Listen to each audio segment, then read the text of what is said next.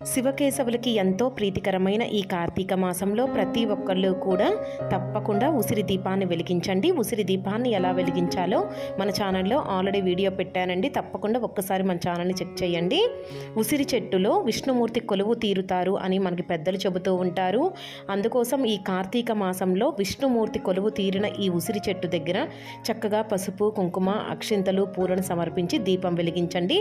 ఒకవేళ మీకు ఉసిరి చెట్టు దగ్గరగా లేకపోతే ఉసిరి దీపాన్ని అయినా కూడా తులసి కోట ముందు కానీ, అలానే శివాలయంలో కానీ, విష్ణుమూర్తి ఆలయంలో కానీ వెలిగించండి. ఈ దీపం వెలిగించటం వలన మనకి ఉన్న నవగ్రహ దోషాలు అన్నీ తొలగిపోతాయి. అంతేకాకుండా మన జీవితంలో ఉన్న ఆర్థిక ఇబ్బందులు అన్నీ చాలా వరకు తగ్గుముఖం పడతాయి.